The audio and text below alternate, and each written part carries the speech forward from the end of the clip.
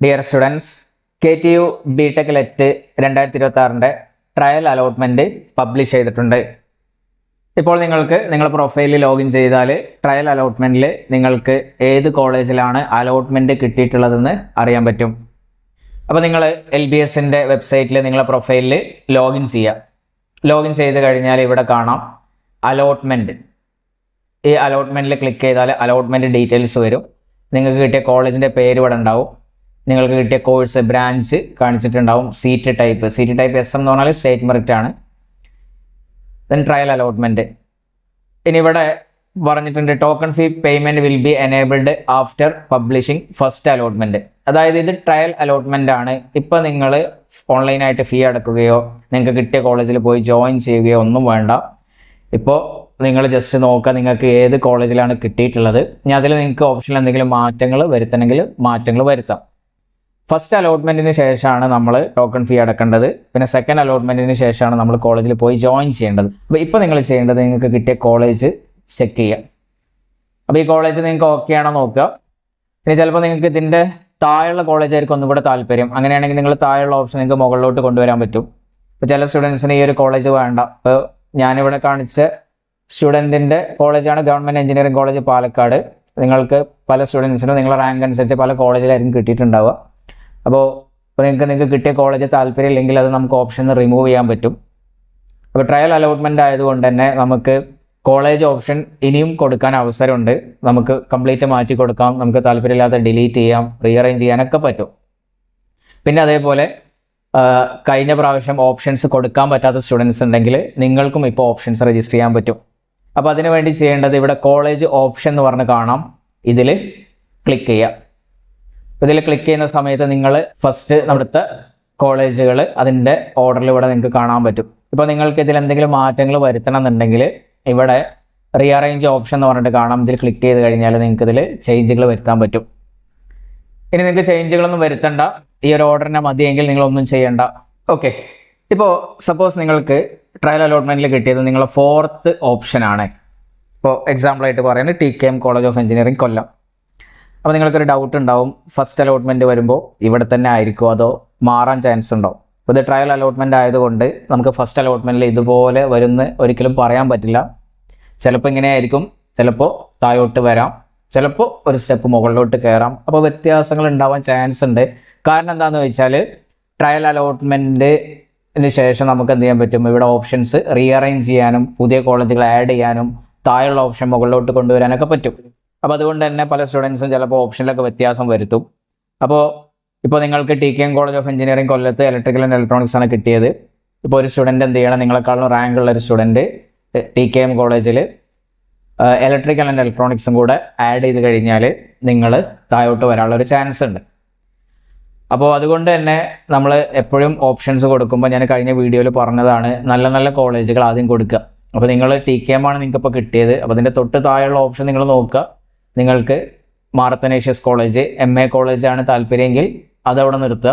അതിൽ കിട്ടിയില്ലെങ്കിൽ നിങ്ങൾക്ക് രാജീവ് ഗാന്ധി ആണെങ്കിൽ അങ്ങോട്ട് കൊണ്ടുവരിക. ഇനി അതല്ല നിങ്ങൾക്ക് ഒന്നും കൂടെ താല്പര്യം രാജീവ് ഗാന്ധി ആണെങ്കിൽ ഇത് മുകളിലോട്ട് കൊണ്ടുവരിക.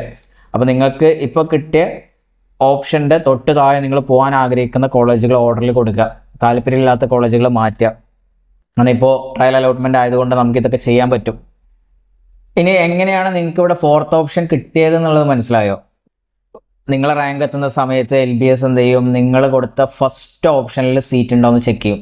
അപ്പോൾ അവിടെ നോക്കുക, ആദ്യം സ്റ്റേറ്റ് മെറിറ്റിൽ സീറ്റ് ഉണ്ടോ നോക്കും. SMൽ സ്റ്റേറ്റ് മെറിറ്റിൽ സീറ്റ് ഉണ്ടോ നോക്കും.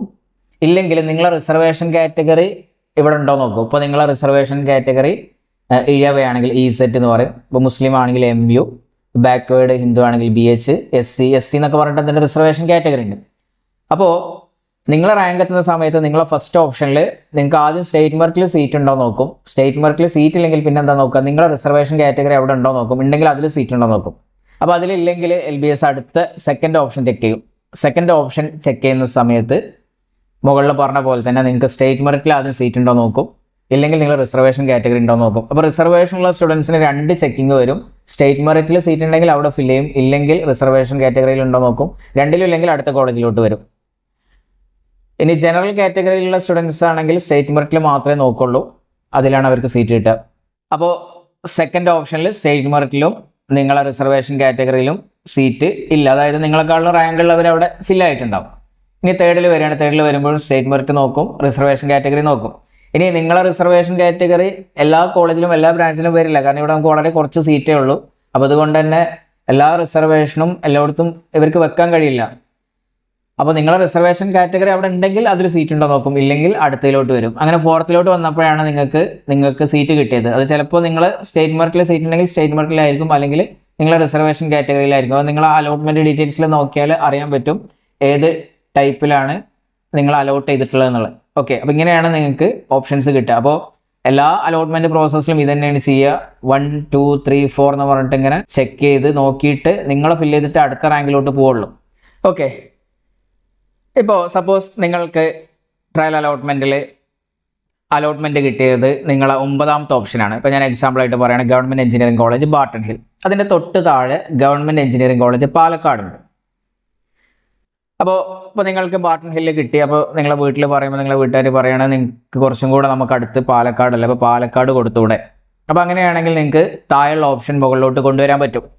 ഇത് ട്രയൽ അലോട്ട്മെൻറ്റ് ആയതുകൊണ്ടാണ് അങ്ങനെ പറ്റുന്നത്. താഴെയുള്ള ഓപ്ഷൻ മുകളിലോട്ട് കൊണ്ടുവരാം, മുകളിലുള്ള ഓപ്ഷൻ താഴോട്ട് മാറ്റി വെക്കാനൊക്കെ പറ്റും. ഫസ്റ്റ് അലോട്ട്മെൻറ്റ് വന്നു കഴിഞ്ഞാൽ അതിന് നമുക്ക് പറ്റില്ല. അപ്പോൾ ഫസ്റ്റ് അലോട്ട്മെൻറ്റിൽ നിങ്ങൾക്ക് 9ാമത്തെ ഓപ്ഷനാണ് കിട്ടിയതെങ്കിൽ ഈ താഴെയുള്ള 10 മുതൽ ബാക്കിയുള്ള ഓപ്ഷൻ എല്ലാം ഡിലീറ്റ് ആയി പോകും. അപ്പോൾ ഇതെല്ലാവരും ഒന്ന് ശ്രദ്ധിക്കുക.